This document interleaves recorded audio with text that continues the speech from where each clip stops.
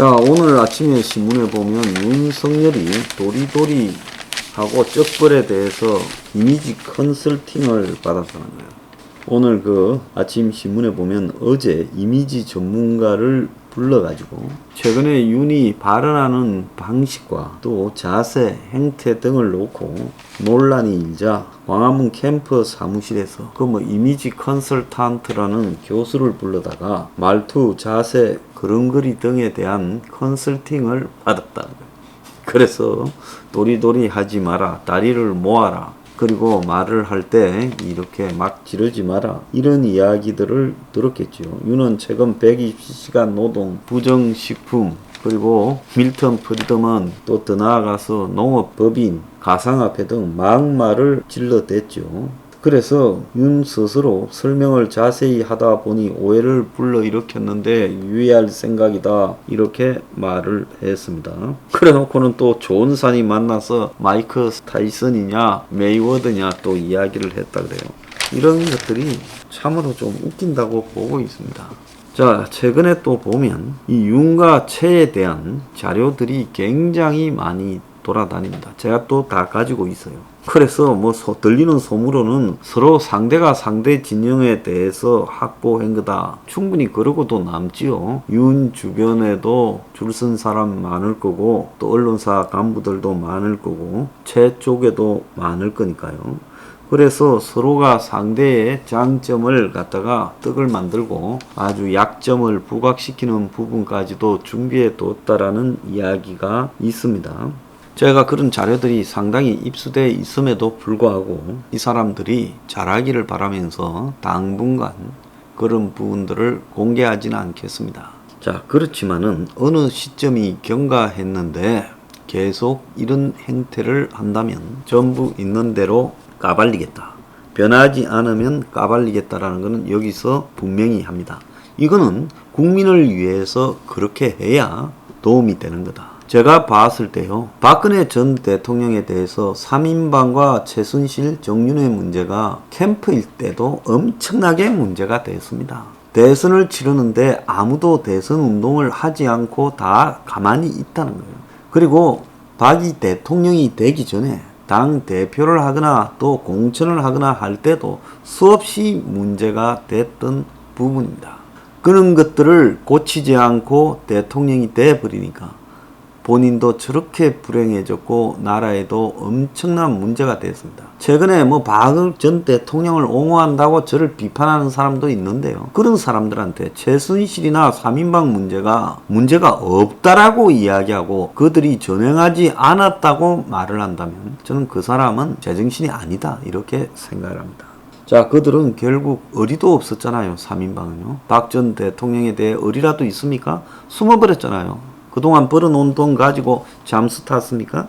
자, 그래서 제가 이거는 반드시 문제가 심각한 게 있다면 고쳐야 된다, 고치지 않고 대통령으로 가서는 안 된다는 거고, 그리고 윤은 최근에 발언해 보면 수구 기득권에 굉장히 경사되어 있다. 가상화폐 이야기하거나 스마트팜 이야기하고 농업 이야기하고 또 부정식품을 말해도 그럼 없는 사람은 싼 불량식품을 먹고 살아도 되고 있는 사람은 좋은 음식 먹고 살아야 된다, 이런 이야기입니까? 말이 안 되는 이야기죠. 그러지 않습니까? 그래서 집이 생필품이라면 생필품을 가지고 투기하는 사람부터, 매점 매스가는 사람부터 뭐라 해야지 세금을 논할 때입니까? 그렇잖아요. 이 말은 순서가 있지 않습니까? 생필품이 없어서 허덕이는 사람에 대해서 먼저 이야기하고 그 다음에 생필품을 매점 매석해서 생필품 가격을 올리는 사람들에 대해 이야기하고 마지막으로 생필품에 대해서 과한 세금을 이야기를 하는 것이 순서 아니냐죠. 저는 윤이 인간에 대한 사랑이 결여되어 있는 사람이라고 생각합니다.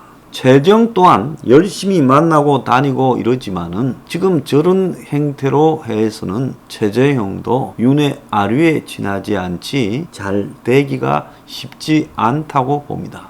어나더 반기문으로 되어갈 가능성이 매우 커져가고 있다. 그리고 또 그에 대한 많은 자료들을 또 공격 준비를 하고 있어요.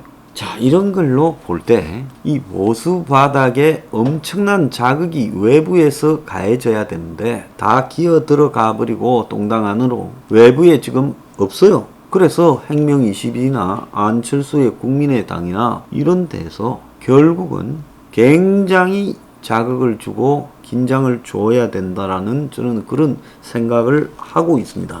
그래서 안철수가 독자 출마를 지금 시사하고 있어요. 이준석이가 안철수한테 보이는 행태는 그야말로 콤플렉스에 가득 차가지고 옛날에 같은 지역구였잖아요. 자, 이준석이가 안철수한테 뭐 감정이 있고 콤플렉스가 있다라는 거는 뭐 여러 행태에서 다 확인되죠. 그래서 이준석이가 안철수를 향해 날 애송이 취급하지 마라. 계급 보고 경례하는 거다. 이게 제1야당의 당 대표라는 게 내가 옛날에 내가 아니니까 사람 보고 할 게 아니라 내가 계급이 당 대표니 나한테 경례하라. 지금 이렇게 말을 하는 거예요. 그래서 이준석이 당 대표가 아니라 철부지 애송이로 보이니까 정상적인 질문에 정상적인 답변이 안 나오는 거다라고 말을 하고, 그래서 계급에 경례하는 게 아니라 사람에 경례하는 거라고 밴드 오브 브라더스라는 전쟁 드라마에 나오는 말까지 인용했어요. 그래서 이준석이는 안철수가 지를 얕잡아 보고 있다고 판단한 걸로 보이는데, 자, 안철수가요, 이준석이가 윤석열을 어떻게 대하는가는 어제 대선 후보 검증단장에 김진태를 갖다 놓겠다 하는 것부터도 벌써 답이 나오는 겁니다.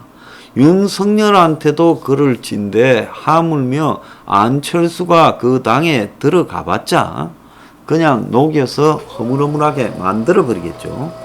저는 지금 그 동당의 이 수구 기득권 보수 숙고의 행태가 바뀌지 않을 거라고 보고 있습니다. 윤석열도 저 안에 들어가 가지고 벌써 하는 말의 형태가 극보수인 밀턴 프리드먼 이야기를 하고 지금 자유를 말, 옛날에 그 뭡니까? 김종인이가 이야기했던 뭐 빵을 사 먹을 자유 이런 거하고 거의 비슷한 이야기잖아요. 자, 그래서 윤석열도 지금 사실은 그동안 감춰졌던 윤석열이라는 사람의 속성과 기득권적 행태, 최정도 입을 열면 비슷할 수 있어요. 다 드러나고 있어요. 그렇기 때문에 저 말과 행태로 이 시대, 여러분, 이거 우리가 지금 겪고 있는 이 코로나 시대, 그리고 우리가 겪고 있는 이 경제 고난의 시대가 역사상 겪어본 겁니까? 처음으로 대한민국이 겪고 있는 행태예요. 명동이 저렇게 텅텅 비고 이태원이 비고 홍대 앞이 비고 자영업자들이 다 망해가고 중소기업이 문을 닫아가고 그야말로 가계부채 기업부채는 하늘 높은 줄 모르고 쏟아오르는 이것이 정상적인 행태라고 보시냐는 겁니다. 그런데 그들은요, 이런 데 대한 시대적 고민이 없는 겁니다. 그러니까 문제는 뭔가 하면 밖에서 저들에 대한 잘못을 계속 공격하는 일들이 지속돼야 된다는 거죠. 그런 공격을 통해서 한마디로 저 동당 내부의 수구 기득권적 행태가 수정되고 시정되도록 해야 되고, 안 되면 나중에 거의 망해버릴 수 있는 저 동당에 대해서 외부에서 세력화되어져서 개혁적인 세력들이 저 동당을 견인하고 수정하도록 강제해야 된다고 보고 있습니다. 그래서 지금 제가 볼 때는 반드시 저 동당과는 다른 이 외부 후보들이 여러 명 나와야 돼요. 안철수가 그 대표자로서 저는 독자 출마를 하는 것이 좋다고 봅니다. 독자 출마하는 것과 나중에 결과는 다른 거니까요. 그게 없이는 저 당이 절대 변하지 않는다. 뭔가가 위기가 오고 죽을 지경이 돼야만이 저 당이 변한다는 겁니다. 그래서 저 당이 가지고 있는 가치로 보면 저런 식으로는 아무리 우리가 문갈이나 이 종북 패거리들이 밉다고 하더라도 저 동당의 현재 수구 꼴통적 기득권적 사고로 저대로 꼴인해서는 여러분의 삶은 더 암울해진다는 겁니다. 그래서 이 부분에 대해서 국민들이 큰 자각을 하고 있어야 돼요. 저 당에 대해서 나중에 선거날 아침에 마음이 변해서 찍어주더라도 선거날 전까지는 지지를 유보하고 교훈을 가르치고 변화하도록 요구하고 그리고 개혁적인 정책을 수용하도록 해야 된다는 겁니다. 그 개혁적인 정책으로 대전환 없이 이번 대선에서요 못 이깁니다.